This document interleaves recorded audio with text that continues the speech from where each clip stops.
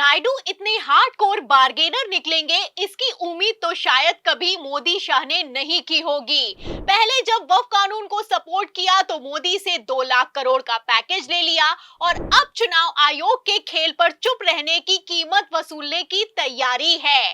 खेल समझिए, पहले तो नायडू ने चुनाव आयोग का खुलकर विरोध किया और अब अमित शाह से विरोध को खत्म करने का पैकेज मांग रहे हैं। जी हाँ, चौंकिए मत, सच है। तो नायडू के दिल्ली पहुंचते ही कैसे नीतीश कुमार को तगड़ा झटका लगा आपको बताएंगे, लेकिन पहले खबर देखिए कि कैसे नायडू के खेल के सामने अमित शाह की भी हालत खराब हो गई है। खबर आप देखिए एनडीटीवी की। देखिए, इस खबर में लिखा हुआ है कि सीएम चंद्रबाबू नायडू ने गृह मंत्री अमित शाह से की मुलाकात, राज्य की परियोजनाओं के लिए मांगा सहयोग। तो सहयोग के नाम पर कितनी तगड़ी वसूली चल रही है आप इन तस्वीरों से अंदाजा लगा सकते हैं। एक तरफ नायडू अचानक से दिल्ली पहुंचे हैं, गृह मंत्री अमित शाह के साथ मीटिंग की है, इस मीटिंग में सहयोग मांगा है। वहीं दूसरी तरफ भारतीय जनता पार्टी भारी टेंशन में दिखाई दे रही है। अमित शाह की तो इतनी हालत खराब हो गई है, इतनी हालत खराब हो गई है कि मीटिंग में नायडू को मनाने में जुटे हुए हैं। तो फिलहाल नायडू कितने बड़े खिलाड़ी हैं, तस्वीरें आप अपनी फुल स्क्रीन पर देखिए। आप तस्वीरों में देख सकते हैं कि चंद्रबाबू नायडू की तरफ से पहले तो सांसदों ने जाकर चुनाव आयोग से मुलाकात की। तस्वीरें आप देख सकते हैं कि टीडीपी के सांसद पहुंचे हैं और सांसदों ने सिर्फ चुनाव आयोग से मुलाकात नहीं की है, बल्कि चुनाव आयोग को एक लंबा चौड़ा पत्र भी सौंप दिया है। इस पत्र में आप देख सकते हैं कि एक एक करके नायडू की तरफ से डिमांड रखी गई है। चुनाव आयोग से कहा गया है कि वोटर लिस्ट वेरिफिकेशन के नाम पर एनआरसी को लागू नहीं किया जा सकता है। मतलब नायडू भी वही कह रहे हैं जो कि ममता बनर्जी ने कहा है। आपको बता दें, ये जो पत्र है ये टीडीपी की तरफ से 15 जुलाई 2025 यानी कि कल के दिन लिखा गया था। इस पत्र में लंबी चौड़ी डिमांड की गई। पहले तो एनआरसी का विरोध किया गया, फिर उसके बाद नायडू की पार्टी ने यहां तक कह दिया कि जितने भी वोटर लिस्ट से नाम हटाए या जोड़े जा रहे हैं, इसका ऑनलाइन तुरंत रियल टाइम अपग्रेडेशन होना चाहिए। इसके साथ ही टीडीपी ने चुनाव आयोग को यह भी सलाह दे डाली कि आप मतदाता का स्याही लगाकर वेरिफिकेशन ना करें, इसकी जगह बायोमेट्रिक वेरिफिकेशन होना चाहिए। आपको बता दें कि एक एक करके टीडीपी ने हर एक मुद्दे पर चुनाव आयोग को घेरा और अंत में कह दिया कि हर साल चुनाव आयोग जो काम कर रहा है इसका कैग के द्वारा ऑडिट होना चाहिए। अब इन्हीं डिमांड्स को लेकर पेच फंस गया।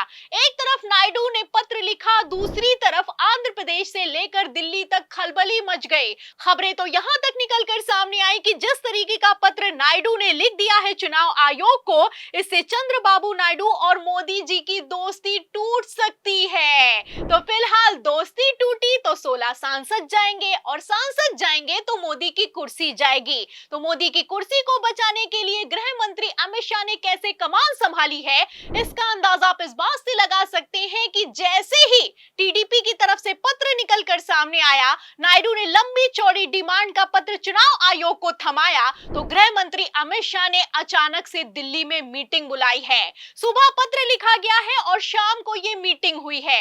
इस मीटिंग में आप देख सकते हैं कि चंद्रबाबू नायडू अकेले दिल्ली नहीं आए हैं, बल्कि अपने साथ सांसदों की फौज लाए हैं। सांसद भी मौजूद हैं, नेता भी मौजूद हैं, नायडू भी मौजूद हैं और अमित शाह भी मौजूद हैं। और इस मौजूदगी में बवाल हो गया है। मीटिंग में कितना तगड़ा बवाल हो गया है, इसका अंदाजा आप गृह मंत्री अमित शाह के चेहरे से लगा सकते हैं। फिलहाल मैं आपको बता दूं कि इस मीटिंग में नायडू ने डिमांड पर डिमांड की है और मेन पॉइंट क्या है खबर का वो मैं आपको पढ़कर भी बता देती हूं कि नायडू ने कैसे अमित शाह पर तगड़ा दबाव बनाया है।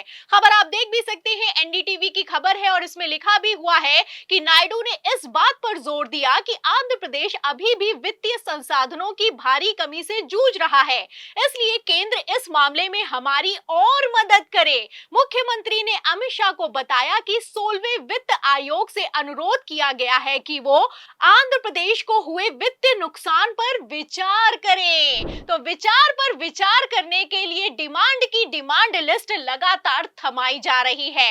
मतलब सबसे ज्यादा आर्थिक पैकेज मिल रहा है आंध्र प्रदेश को। चुनाव बिहार में है लेकिन तवज्जो आंध्र प्रदेश को दिया जा रहा है। गृह मंत्री अमित शाह बिहार का दौरा कैंसिल कर रहे हैं लेकिन चंद्रबाबू नायडू के साथ लगातार मीटिंग कर रहे हैं। लेकिन फिर भी नायडू का कहना है कि हम लोगों को दिक्कत है और इस बात से दिक्कत है क्योंकि आंध्र प्रदेश को आर्थिक सहायता की जरूरत है। तो गृह मंत्री अमित शाह के साथ मीटिंग हुई है। अमित शाह की मीटिंग के बाद निर्मला सीतारमण के साथ मीटिंग हुई है और इस मीटिंग के बाद जैसे ही नायडू की डिमांड पर मोहर लगी है वैसे ही नायडू ने पैकेज लेते ही पलटी मार दी है। खबर ये निकलकर सामने आ रही है कि पहले तो नायडू चुनाव आयोग के वोटर्स वेरिफिकेशन का विरोध कर रहे थे, लेकिन अब कहना है कि अगर वोटर्स वेरिफिकेशन आंध्र प्रदेश में भी होने वाला है तो इसको अभी से शुरू कर देना चाहिए। मतलब आंध्र प्रदेश को तो 2 साल का समय दिया जाएगा फॉर्म भरने के लिए, लेकिन बिहार को मात्र 1 महीने का समय मिलेगा। मतलब नायडू ने तो मौके पर चौका मार दिया है और नीतीश कुमार फंस गए हैं।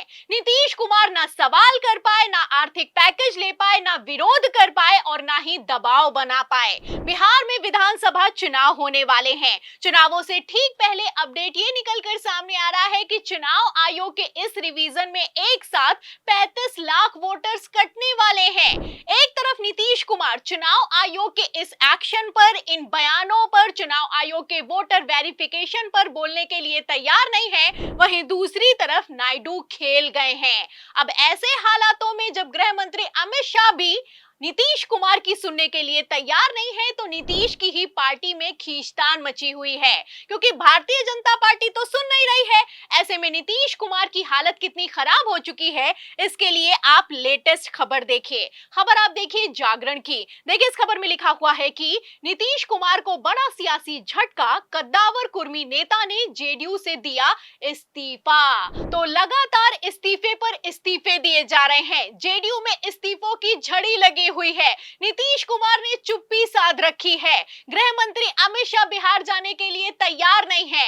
ऐसे हालातों में बिहार में विधानसभा चुनावों में एनडीए का क्या होने वाला है, नीतीश कुमार का क्या होने वाला है, आप अंदाजा लगा सकते हैं। तो नायडू ने तो चुनाव आयोग के साथ ही भाजपा को भी सेट कर दिया।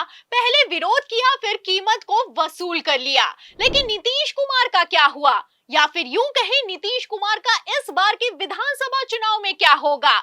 इस सवाल के जवाब में इस पूरी रिपोर्ट पर आपकी क्या राय है? आपको क्या लगता है गृह मंत्री अमित शाह आखिर कब तक नायडू के दबाव में आएंगे? जो भी आप सोचते हैं हमें कमेंट बॉक्स में जरूर लिखें। वीडियो को ज्यादा से ज्यादा शेयर करें, हमारे चैनल को लाइक करें, सब्सक्राइब करें, ज्वाइन करें।